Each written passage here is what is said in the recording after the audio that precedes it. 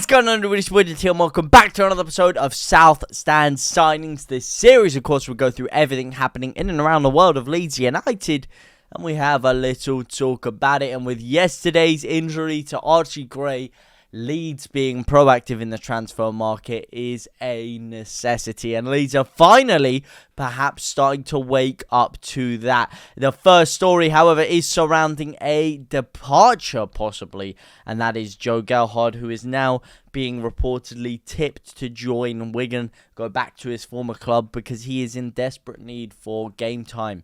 And listen, I spoke about this a little bit yesterday with you guys. I even spoke about it on stream with you guys.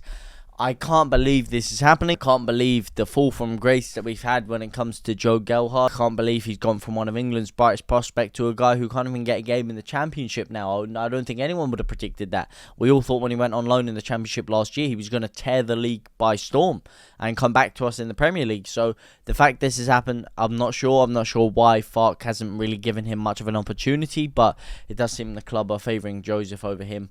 And unfortunately, it might be time for Leeds to cut ties. And maybe this is another reason why, because Leeds are really taking financial hits left, right and centre ever since our departure from the Premier League, and are now out of the Reuters top 20 highest revenue generating teams, which is quite a, quite an unfortunate tale of events for a side that are trying to vie to get themselves back into Europe. Well, we're trying to get themselves back into Europe, trying to build a massive stadium and everything we were really promised. So that's a bit of a step backwards, but hopefully only for the interim. Hopefully we can get ourselves back promoted and back earning some big dollars. Some other news around Ilia Gruev. A lot of positive plays, a lot of positive statistics around his performance last night. We sit on this channel, we've spoken about a lot of signings that haven't gone well. One guy that we thought hadn't, that has turned out to go well, is Ilia Gruev. And just look at some of these statistics here. Absolutely mouth-watering stuff from Ilia Gruev, who has really turned into a phenomenal player. And speaking of someone who has been touted to replace the aforementioned Archie Gray, it is Connor Roberts. Now, unfortunately, recently the news around Connor Roberts has gone a little bit dry over the past few weeks. We haven't heard too much about him. He was very highly touted to be the man that was going to be brought in. We thought we were going to bring him in very, very early on in the transfer window. We were looking at bringing him in and then bringing in extra enforcements around him. It was almost a certainty that we would join Ellen Road. But now that we have got Archie Gray injured, I don't care if it's Ben Johnson, I don't care if it's Connor Roberts, I don't care if it's Neco Williams. We need to bring someone in ASAP Rocky. Adam Pope was speaking yesterday on Archie Gray's injury, and he said Bark has since suggested that he is optimistic that Gray had not done any damage to his knee ligament following the initial assessments. However, this just demonstrates the need for further recruitment before the end of the season. Should Gray be sidelined for an extended length of time, the only right back options available to Shark will be Jamie Shackleton and Sam Byram. And the problem with that is Sam Byram has had very bad injury problems, and Jamie Shackleton is not a right back. I'm sorry, listen, centre mid to right back thing, it's kind of worked with Archie Gray. With Jamie Shackleton, it just doesn't really work that well in my opinion. If you're going to play him, you play him in midfield. I don't see him as a real right back option for Leeds United. And then Sam Byram is also our backup at left back. So if Sam Byram gets injured, not only don't we have right back backup, we don't have left back backup either. And if Firpo, unfortunately, hopefully it doesn't happen if he got injured, then Sam Byram would have to fill in at left back. And then what happens if our right back gets injured? Listen, we are very, very shallow when it comes to fullback departments, and I don't know why we've let two go and not brought any in. But Connor Roberts could be the man, and 49ers are looking at him. Now, the other guy we've spoken a lot about recently and seems to be the only one that we're hearing a lot of news on in terms of Leeds making a move, it is this man, Ben Godfrey. And according to the Football Insider, Leeds have opened preliminary talks about a loan-to-buy deal for Godfrey, who pockets £75,000 a week at Merseyside. Let me tell you something. If Leeds were to sign him or bring him in on loan, we definitely would not be paying all £75,000 because the financial situation Leeds are in right now, that is way too much money to be shelling out, especially for a backup defender. Godfrey, who has played everywhere across the back line, even as a holding midfielder during his career, was a part of Norwich side that won the Championship title on 2 separate occasions, making 72 appearances under the German. So unlike a lot of other players that we might have signed, this guy is at least proven under Daniel Farke. He is at least known by Daniel Farke. He at least is a Daniel Farke player, unlike players like Joel Perreault, who Daniel Farke has later come out and said, listen, he doesn't work in that position for me and my system. So at least that's something.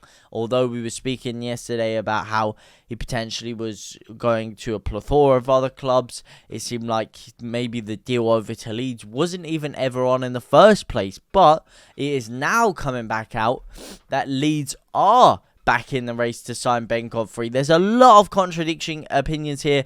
There's another article backing this up. Sheffield United have been linked with the 26-year-old, while AC Milan have also been keen, but Leeds could have a trump card in their manager Daniel Farke, who managed Godfrey back then. There have been a talk that 777 partners are looking to use their connection to bolster their clubs with their takeover of Everton on the cards, and Godfrey linked with a move to Genoa recently. Now, if he goes to Genoa, then that will be another Leeds United defender target going over there, because obviously Mr. Djed Spence just went over there, so I don't think that really makes too much sense with him going over to Genoa, but there's so much contradicting information around Ben Godfrey right now. You just never know what exactly to believe, but I do believe he will eventually end up at Elland Road. Let me know what you guys think about that one down in the comments section down below, because he is the only option that we really have, and I don't see Leeds going into the end of the transfer window without signing someone. Now, speaking of Wilfried Gnonto, there is news around the potential contract we might be offering. Obviously, we spoke about giving him a significant pay rise. We spoke about that the other day, and really questioned, does he deserve a pay rise with the performances that he's put in, with the fact he hasn't really been able to get much game time. Nonetheless, it is something that the club are seriously heavily planning, and we are now finding out the date of expiry of that new deal, and it is 2028. So it's only a 1-year extension, which is very interesting.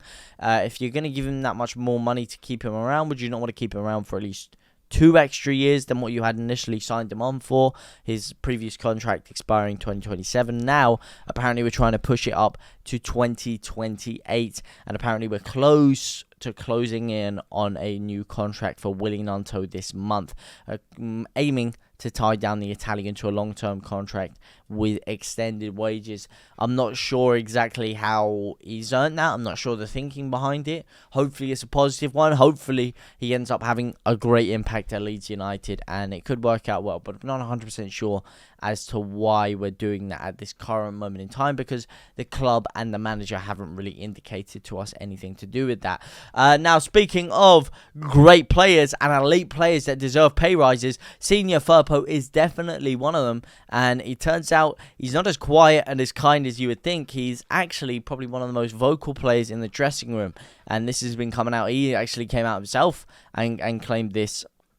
He said, for example, you have players like Joe Rodon, who's a quiet guy. He doesn't speak much, but you can feel he is a leader on the pitch. Whereas me, I shout a lot. I am a little bit angry when we lose the ball, especially with Jorginho Rutter, when he does something.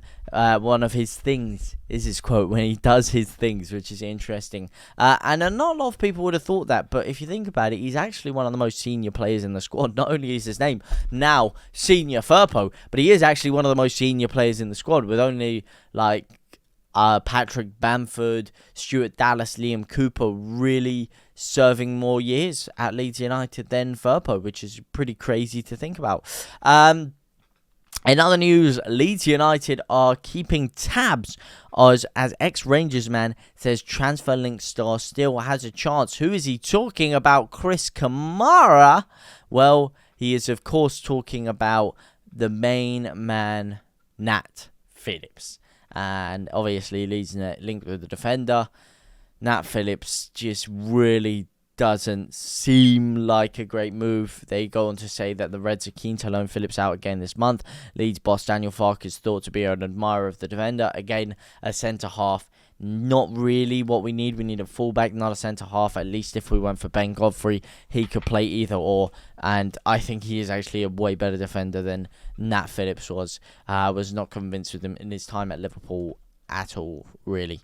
And speaking of that, there is just one more article surrounding Mr. Ben Godfrey, but there isn't much news on it so far. I will let you know if any updates emerge over the coming hours or coming days. But for now, guys, as I said, let me know what you guys think about all of the news you spoke about today. For now, I will see you very, very soon. Au revoir, my brothers and my sisters.